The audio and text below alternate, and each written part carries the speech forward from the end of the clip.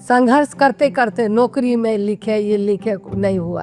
अब फिर टीचर का आया, दलित का टीचर, दलित बच्चे को पढ़ाने के लिए हम पेपर में देखे, 4 आना का पेपर होता था, हमारे ससुर जी लेते थे, उस जमाने के 9वां पास थे, तो इनका नाम निकला फर्स्ट में, मेरा नाम छूट गया। फिर कहे चलो इनका मिल गया ना, मिल गया। रोदी भाई कहने नहीं, शांति को भी मिलना चाहिए ना, किसको बोलते। हम लोग फिर पेंटिंग पर बैठ गए। नस्ल हमारी है, उतना बोल बाल नहीं, क्योंकि हम दलित थे ना। इंदिरा गांधी, सोनिया, राहुल, प्रियंका। राहुल इतना बड़ा था 10 साल का, 12, 13, 10, 11 साल का, और 12, 13 साल, 14 साल का प्रियंका। चारों आदमी हम एक ही प्लेन में, एयर इंडिया में, और एक ही होटल में रहे। शिवन पासवान और शांति देवी पासवान लंबे समय तक आर्थिक तंगी से जूझते रहे।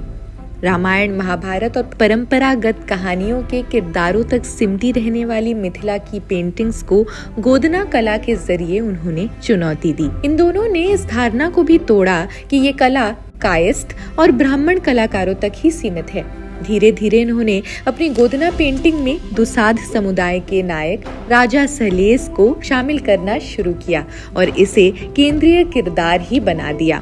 इनके इस प्रयोग को सराहना मिली और राष्ट्रीय पुरस्कारों से सम्मानित भी किए गए, लेकिन सामाजिक और आर्थिक चुनौतियां बरकरार है। शांति देवी कहती हैं, मेरी माँ को पेंटिंग आती थी, इसलिए मेरे लिए इसे सीखना आसान हुआ। हमारी जाति की महिलाओं में शरीर गुदवाने की परंपरा रही है। इसे खूबसूरती और दर्द सहने का प्रतीक माना जाता था।